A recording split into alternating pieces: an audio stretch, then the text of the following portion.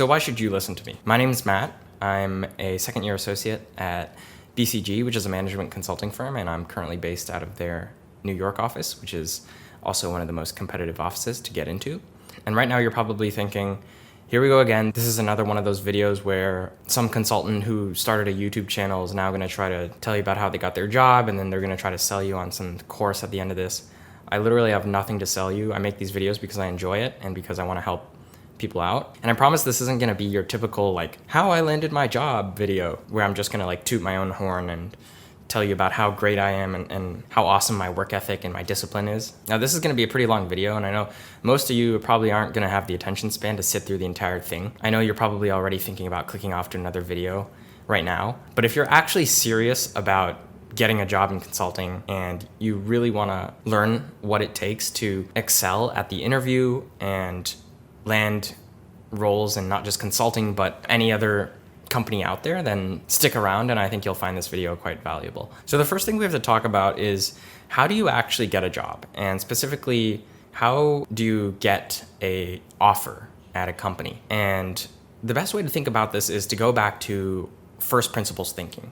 For those of you who don't know what first principles thinking is, it's a term that Elon Musk really likes, and Peter Thiel, who is the founder of PayPal and one of the first outside investors in Facebook, swears by. And it's essentially taking any concept or thing and breaking it down into the most basic components, and then questioning and trying to really understand the most simple elements of that thing. And you're probably thinking, how the hell is this going to really help me get a consulting job? And it's because when we think about what it really means when you get an offer from a consulting firm, it means that by doing this, the company believes that they're going to be better off by hiring you than if they didn't. And so inherently, interviewing successfully is just demonstrating that you are somebody who has the skills and the expertise and the capabilities that this company is looking for. It doesn't necessarily mean that you're the most qualified person for this job. And so I think that's an important distinction to make, is people who are very good at interviewing may not necessarily be people who are the best candidate for that job, but it tends to be a very good proxy because it's very hard, especially in consulting where you do have to do case interviews. It's very hard to fake the value that you bring to the table. And so this video is basically going to be about how you can increase your not only perceived value to the company, but also actually become that person who deserves to land that job in consulting. Now, I know this is probably going to sound a little bit esoteric, but the first thing you have to do before you even start to, prep on the case interviews or try to learn about the job and consulting or network with people even, is you need to shift your self-identity. You need to basically believe that you deserve to be the person that lands that role. Because I know, especially if you're a student right now, you're probably thinking all these self-limiting beliefs. You probably think, oh, I'm not smart enough to land this job, or so-and-so who got that offer, they're so much more intelligent, they're so much more charismatic, they're so much more well-spoken than I am. And the problem is, by thinking that, you're basically shooting yourself in the foot, because inherently, those limiting beliefs are going to influence your actions, and they're going to come out in the interview, because you're not going to be as confident as somebody who really believes that they deserve to be there. And so if you're sitting at home right now and you're watching this video and you're thinking, oh man, I just don't think that I'm smart enough to do well at the case interview. What I'll tell you is, dude, casing is not that hard. You need to just practice. You need to learn. It's, at the end of the day, pattern recognition and also developing a good, business sense, which I'll talk about later in this video. It's a skill that can be learned. Anyone can do it with the proper instruction, with the proper feedback, and the right resources. So don't be intimidated by it, and don't think to yourself that you're not smart enough to do the case interview. That's complete BS. If you're thinking, oh, I'm so introverted and, I don't have the right personality for consulting, I'm not personable enough. Dude, that's another limiting belief that is totally false. Introverts can totally succeed in consulting. I'm personally very introverted. And it's not about whether you're introverted or extroverted. You actually need to do quite a bit of solo thinking in consulting. And so it can be quite beneficial to be an introvert at times. You just have to learn to manage your energy properly. And a lot of high-performing introverts, they're very well socially adjusted. So there's no issues with you being able to pick up on social cues or interact with clients and things like that. Or another limiting belief you might have right now is, I don't go to an Ivy League or a top 20 school, so I'm gonna have a hard time getting in. And yes, that is true. You probably will have a little bit more of an uphill battle to fight when getting your foot in the door. But once you are in the interview process, it's anyone's game.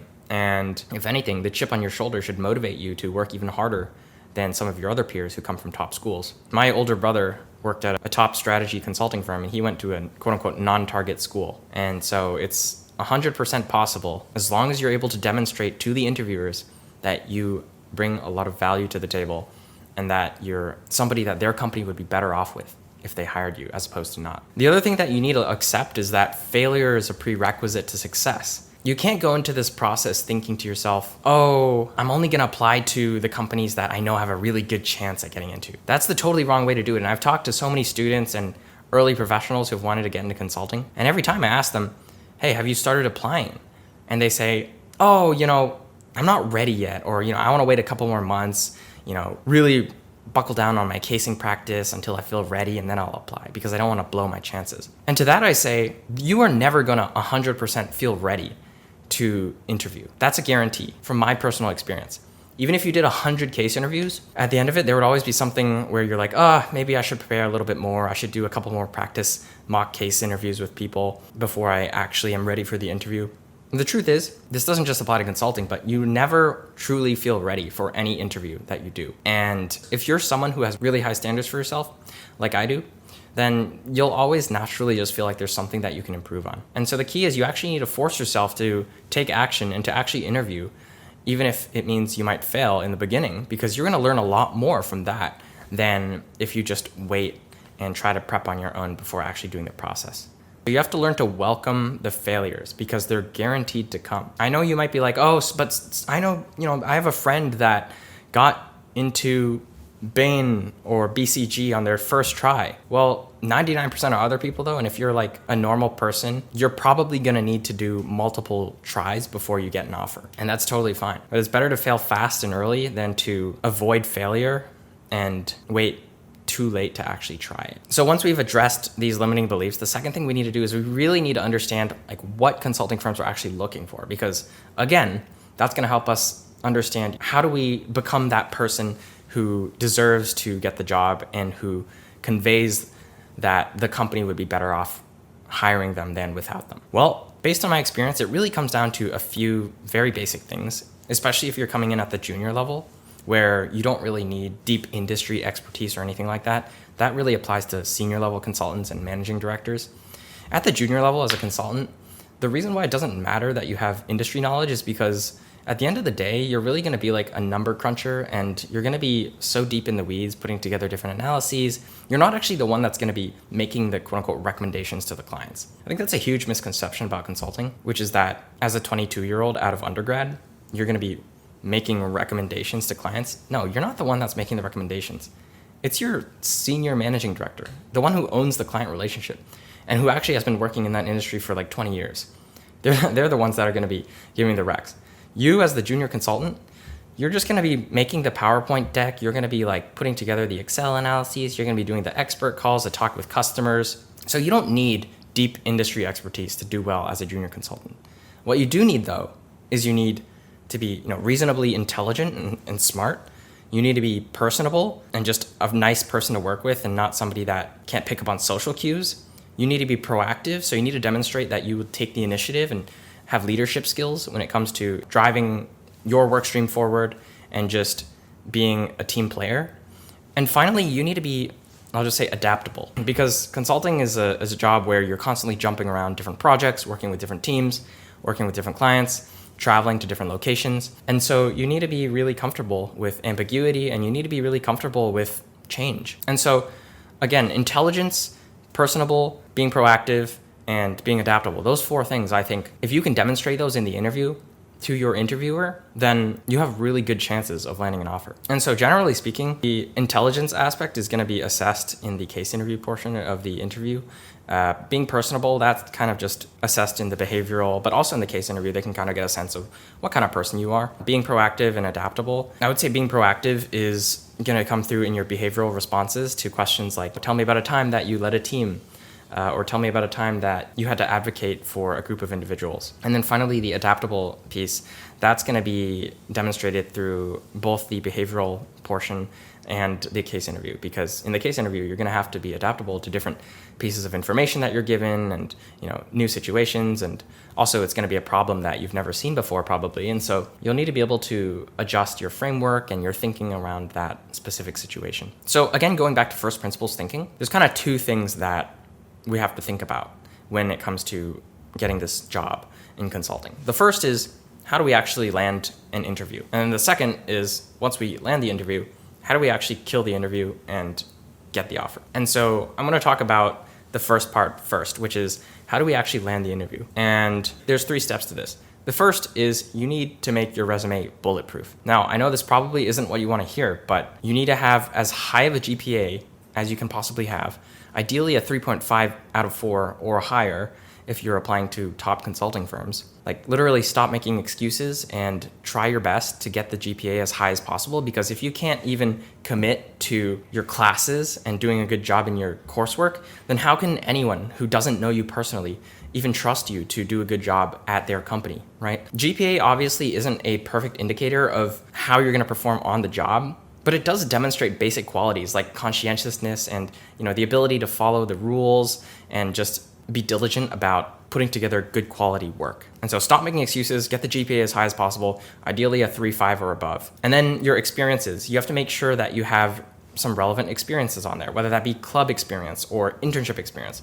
And the number one thing you want to have is, you want to have at least one experience on your resume that demonstrates leadership, whether it's leading a club or organizing some sort of conference, interning at some company where you took on a leadership role in some capacity during your time there. You really need to demonstrate leadership, especially if you're a student. It's a little bit less important if you're already working full-time, because when you're working full-time, I would say you should focus more on getting relevant work experience that you then can put on your resume and discuss. And the reason why this is important is because imagine that a consulting firm drops you off at a client site in another country or in another state, and they ask you to work with the client on a certain problem. Well, in that situation, you might have very little oversight from the senior partner. It might just be like you and a middle manager. And so you really need to not only be adaptable, but demonstrate the initiative and being proactive and thinking and anticipating ahead to next steps and what you should be doing. But again, on your resume, what you really want to be conveying is leadership and just that you are a high performer. And that's why the GPA is also so important, as well as the school. Like it or not, the prestige of what university you went to is going to matter, because it's going to be an inaccurate proxy of whether or not you're a high performer. And because a lot of these consulting firms are going to be hiring people out of undergrad or their MBA program, especially if you're an undergrad, you're not going to have pre-existing work experience.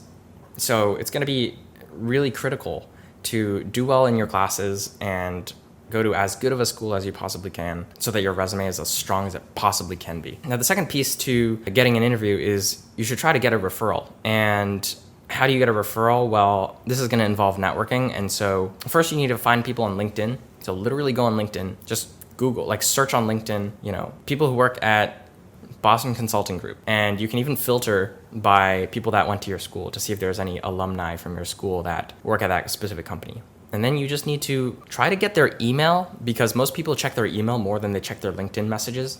And so if you can, find the email format of their company and shoot them a cold email, basically asking them to chat. I'm not going to go into the details of how to cold email, because I think there's a ton of resources out there already online. But honestly, don't overthink it. Just introduce yourself. Don't be cringy. Make sure it's professional. No grammar or typos, errors, and just shoot it off and forget about it. And do that to as many people as you can at the firms that you're interested in. And set up calls, try to speak with these people. Try to have at least one call a week if you can. And during these calls, just genuinely ask questions that you're curious about the job. Consultants are usually pretty friendly people. They're not trying to make you embarrassed. And if they took the call, then they were already interested in speaking with you in the first place. So honestly, don't sweat it. Just be a normal person. Ask good questions about what they do, how they got into the role, what they find most exciting about, what they're working on. And then maintain that relationship going forward. And then when it is time to actually apply, before you actually apply, you want to email them again, basically say, hey, I noticed that your company currently hiring for interns or for full-time roles. I was wondering if you would be willing to put in a referral for me. And if you do that to enough people, you're bound to get some yeses. And so you should apply with a referral, because that's going to dramatically increase your chances of actually getting a interview. And honestly, don't be afraid to ask. Even if you didn't have the best call with someone, don't be afraid to ask. The worst thing that can happen is they say no. And if we never ask for the things that we want in life, we will never receive them. You're basically automatically putting yourself at a handicap by not asking. So don't be afraid to ask, just do it. Now, the third thing when it comes to landing an interview is apply to everything. Don't be a choosy beggar. When I mean everything, I don't mean apply to, every job under the sun. I mean, obviously focus on consulting roles, but you don't want to be that person that's like, oh, I don't really want to work at Deloitte, so, I'm only going to apply to McKinsey, Bain, and BCG. Like, come on, man. You don't even have an offer in hand, so you can't be saying that. You can't be a choosy beggar. Literally apply to everything, because even the companies that you don't really want to work at, if you get an interview there, that's a great opportunity for you to actually practice interviewing, and that'll set you up better for future interviews. Say you do eventually get an interview at McKinsey, for example. You'll have had that extra rep from interviewing at another firm. So I honestly recommend taking as many interviews as you possibly can, just to keep your skills sharp. And also, I just think it's your responsibility as a candidate to be playing the field whenever you can and gathering as much information on cases and interview processes between different firms, because at the end of it, that's going to teach you a ton that you can't just learn from studying a book or practicing with your friends. Like a case interview that you get from an actual consultant is always going to be more useful as a learning experience than a random case that your friend gives you at school. So again, welcome the opportunities to fail, because they're all learning opportunities and they're going to make you so comfortable. The goal is to be really comfortable with interviewing that by your last interview, it feels like a breeze. The ideal situation that you actually want is you want to interview at a ton of firms in the beginning that you don't actually really want to work at, or maybe you're not as excited about. And then near the end, you get an interview with, a firm that you really want to work at. And then by then you have so much experience that you do really well and you end up getting the offer. That's the ideal scenario. It's less ideal if you get an interview with a firm that you really want in the very beginning. It's still possible to get an offer, but you're not going to have the same amount of confidence and the same reps that you had if it was the opposite. But anyways, that is how you get an interview. To summarize, you need to have your resume as bulletproof as possible. You need to get a referral wherever you can, and you need to apply to as many jobs as you possibly can. And I promise, if you do that, you will 100% start landing interviews. But then that leads us to the next question, which is, once you do get the interview, how do you actually get the offer, right? Because you're competing now against a lot of other qualified candidates, especially if you're going for a top consulting firm. You're going to be competing against kids that go to other top schools or have really high GPAs, really great leadership experience on their resume, or really good work experience if you're working full time. And so how do you become the candidate that these firms choose over the others? And so there's generally two components to the interview, as you might know, which is a case interview and then the behavioral portion. And the way I like to think about this is 80-20, right? What are the actions that we can take that will lead to 80% of the results, right? And oftentimes, I think people are too focused on the 20% of stuff that doesn't matter. For example, the 20% of stuff would be how can I learn all these different casing frameworks to use in the different case interview situations? I got to memorize, the profitability framework, and then I got to memorize the break-even analysis framework. I got to memorize, competitive business analysis framework. I don't even know how many frameworks there are out there. And when I was prepping for my case interviews, I didn't really learn that many frameworks either. I think it's totally not necessary to learn all of the frameworks. And you never will be able to learn all of them. And another example of the 20% thinking that I hear from people is interviewer versus interviewee led cases. People stress a ton over, what if this case interview is interviewer led versus if I have to lead it as the interviewee? And in my mind, I'm thinking, dude, it doesn't matter. If you're a qualified candidate, you're going to be able to kill the case interview regardless of what format it is. Now, the thing that you should be focusing on for case interviews that's going to lead to 80% of the results is you need to focus on improving your business sense.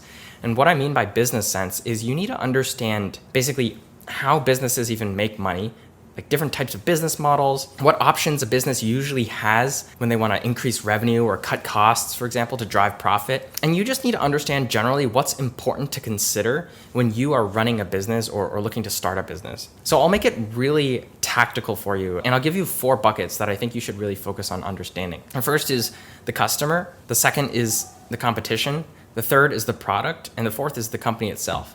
And so talking about the first bucket, which is the customer, here you need to just get a good understanding of, okay, why is the customer important to a business? Well, it's important because without customers, you don't have a business.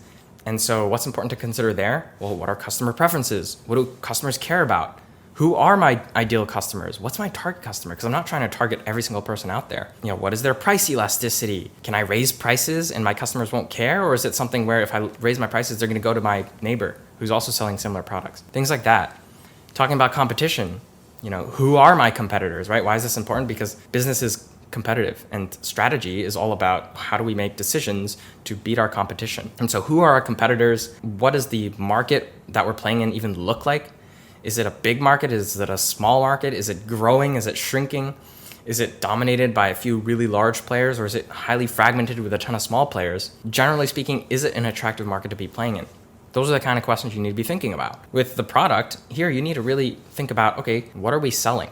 Is it a product? Is it a service? What does it cost us to make this product or deliver this service?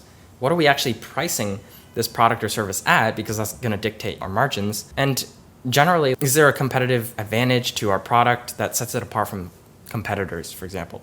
So you need to be thinking about these types of deep questions. And then finally, with the company, this is kind of a catch-all bucket, but you need to understand the company itself and what competitive edges it might have against the competition. Maybe it's the management team is really good, or we have really good relationships with suppliers that our closest competitor doesn't have. Things like that. So when I say get a better understanding of business sense, I mean you need to really understand the core drivers, value, and what a business can do. Like pretend you're the CEO. Like what can a business even do to grow, or not even to grow, but just to beat out the competition? And so my biggest recommendation here is honestly, if you can at school, take econ and business classes, because even though these aren't going to teach you everything that there is to know, they're going to give you the basic foundation so that at least you know what fixed versus variable costs are. And even better, if you can, take some strategy classes, because those are going to give you a good primer on business strategy. But if you don't have the option of taking classes at your school, maybe you don't have a business school at your college, or maybe you're not a business major and so you're not allowed to take these classes, then honestly just go online or read books on business strategy. Like Michael Porter's Competitive Strategy is a really famous one. There's also another book that I like, which is called Competition Demystified by Bruce Greenwald. And then also just read a lot of business news and keep up to date on the latest things that are happening. Just browse the Wall Street Journal every day, or sign up for a newsletter like ExecSum or Morning Brew. I'm not sponsored, by the way. Those are just a few recommendations of books and newsletters that I personally have read. Again, I'm not trying to sell you anything. I literally just want to make a super useful video for you. And so to recap, developing this good business sense is going to be really helpful in giving you 80% of the results in case interviews. Because a lot of times case interviewing just comes down to how well you can structure a ambiguous problem, and also what options are available to the business that is being discussed. If you have a really strong grasp of what businesses can do in different situations, then you're gonna already be halfway there with the case interview. Doesn't matter if it's an interviewer-led or interviewee-led case. But after you've developed really good business sense, you can also think about understanding the structure of a case.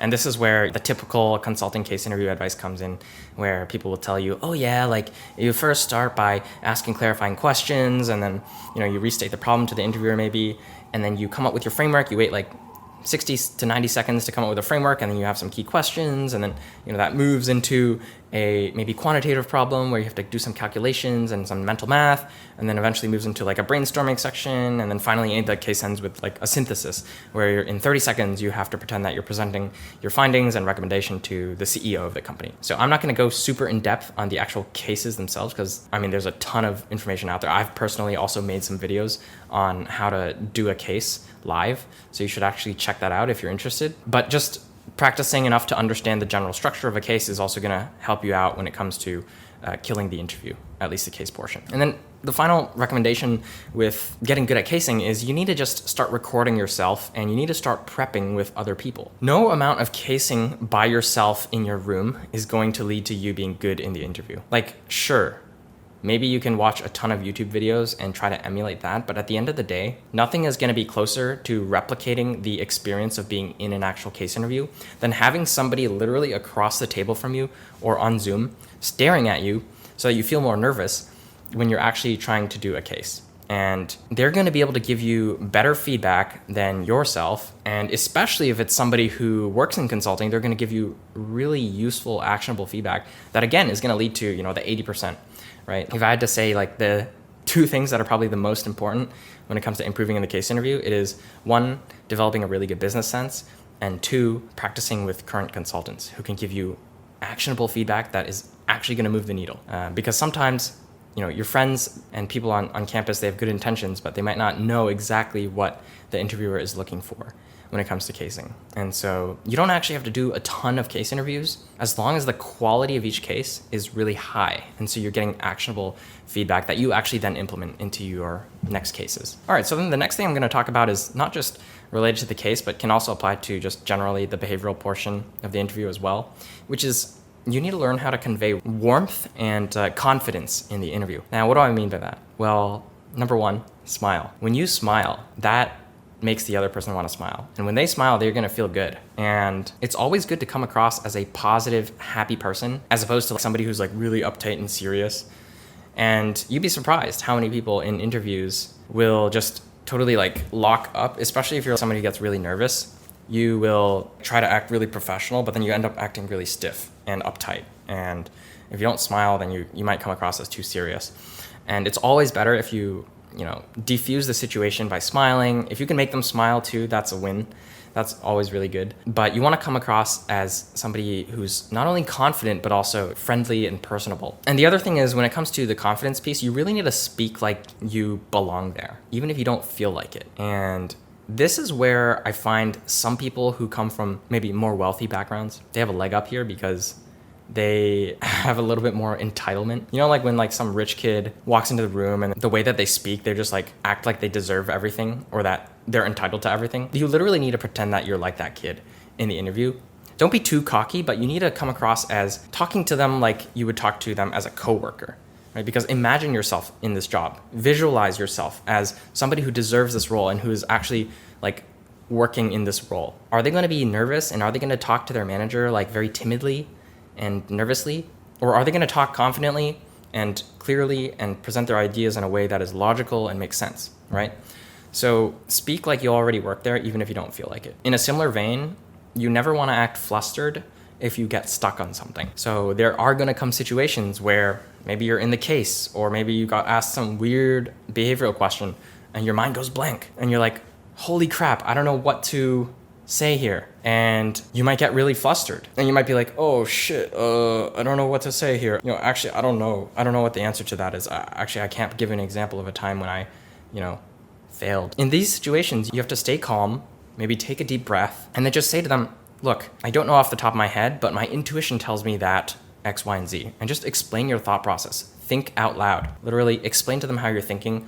Don't just sit there awkwardly, because then they don't know what's going on in your mind and you both feel awkward. It's better if you at least tell them what you were thinking so that they can maybe redirect you in the right direction, especially if you're on a case. So just remind yourself, if you get stuck, take a deep breath, talk out loud. The interviewer is on the same side as you. They want you to succeed. And so if you can just share with them what you're actually thinking and ask them for, their feedback. Say, what do you think about this? After you explain your approach, then you'll find that the cases will go a lot more smoothly and you won't feel like you're being so interviewed by someone. You'll feel more like it was a more collaborative effort to finish the case. And that's also going to make the interviewer feel a lot better, because they're going to know that, okay, this is somebody who's not afraid to admit when they don't know something, but they're still able to articulate their thought process and in a way that is both concise and also just makes sense. Because again, there's going to be many situations on the job when you don't know the answer to something. Much more often will you not know the answer to something than know the answer. So get comfortable with not knowing the answer and just get good at rolling with the punches and responding in a way that demonstrates that you're thinking thoughtfully about it, and maybe you don't know the answer yet, but you would welcome their feedback as well. Now, the third thing that I will say about how to kill the interview is gonna sound a little bit boring and cliche, but you need to practice more than anyone else. And I know you're probably thinking, dude, what the heck? You said this wasn't gonna be a typical how to nail the interview type of video. Why are you telling me that I just need to practice? No shit, I need to practice. But I think many people underestimate or perhaps overestimate how much prep they are doing in comparison to other people. You need to remember, you are in a room full of other people who are very competitive and also want to land this job. And so unless you're some genius or some extremely talented person, you need to practice more times than everyone else to have a good chance. And you need to stack the odds in your favor by practicing recording yourself, listening back to the recordings, noticing things that you can improve or to change. Maybe it's stop saying or like or and as filler words, because that happens a lot more than you think. Or maybe it's, you need to smile more when you deliver these responses. You need to be doing that constantly, especially leading up to the interview. And if you do it, say if you practice delivering a certain behavioral response like 10 times, you're going to feel a lot more confident in the interview than if you only practiced it 2 or 3 times. If you put in way more reps than everybody else, there's literally no way that you will not succeed. If you can, also get feedback from other people. This is where you need to set your ego aside. And I know it's maybe a little bit embarrassing to have your roommate or your mom or dad tell you that, oh, dude, you freaking suck. You look so nervous when you're responding to this question. Man, you're using so many filler words. I know it feels bad to receive that feedback, but deep down, you need to hear this feedback from other people, because if they perceive you in that way, then the interviewer will probably also perceive you in that way. And so if you can just set your ego aside, get as much feedback from people as you can, and then implement that feedback into your interview responses, then you will find that you will improve dramatically. And when it comes to the actual interview, you will absolutely knock it out of the park. So some other things that I think are important to mention as well, since now we've talked about, how do you actually land the interview, and also how do you kill the interview? Just general things to keep in mind throughout this entire process is focus. You don't want to have shiny object syndrome. What I mean by that is there's too many students and people out there who they get really excited about consulting, and they're like, oh wow, this is such an amazing job. Like, I really want to pursue consulting. And then the next day they go to another info session, but this time it's Goldman Sachs talking about investment banking. And afterwards they're talking with their friends. They're like, holy crap, man, I want to work on mergers and acquisitions, and I want to work in finance. I want to work in high finance and Wall Street. That's so cool. And then the next day they go to a tech event, and Google is there talking about how insane the perks are and the work-life balance. And before you know it, they don't even know what they want to target, and they start trying to interview at consulting firms. They trying to interview at investment banks, and they're trying to interview at tech firms. And because they're splitting their focus, they end up with just subpar performance in all 3 of these things, as opposed to if they had just focused 100% of their focus and effort on one particular industry. And so I know the temptation is probably really high to just try to interview at everything under the sun, but the reality is you have a finite amount of time to prepare and a finite amount of effort and energy to apply. And the best results are going to come if you're able to just focus and not get distracted by what other people around you are doing or by other opportunities that come your way. It's something that I've realized applies to business as well, now that I've worked in consulting and in investment banking, is when you run a business, you're constantly getting inbounds from other people, new opportunities to work with so-and-so, to partner with so-and-so, to expand in this market, to launch this new product. And the reality is a lot of strategy and running a business successfully is staying focused on what is the best for your business. And in that same vein, staying focused on what is your true goal, not diverting your attention to 50 different things, is always going to lead to the best results. So this whole idea that you should be super productive and able to juggle multiple things and multitasking is, well, it's like a well-founded idea, but I think it's complete and utterly bad advice when it comes to job hunting, because the truth is most people out there will not be able to focus on just one thing. They will get distracted, they will put less effort into the original goal, and ultimately they will end up with subpar results. So if you actually want something really bad right now, you need to make that a priority. And priority literally means one thing. You can't have multiple priorities. Otherwise, it wouldn't be a priority. Anyways, I'm just really passionate about this because I think in today's day and age, it's so easy to be distracted by everything out there. And to be quite honest, the times in my life where I've achieved the most level of traditional success have been times when I was able to really lock in and focus on 1 or 2 very important goals of mine, not focusing my attention span across 5 different goals. And so the last thing I'll leave you with is take care of yourself during this entire process, because your best thinking and your best learning is going to come when you are well rested, well fed, and happy as an individual. If you neglect your health and your mental health, you're going to end up also with subpar results.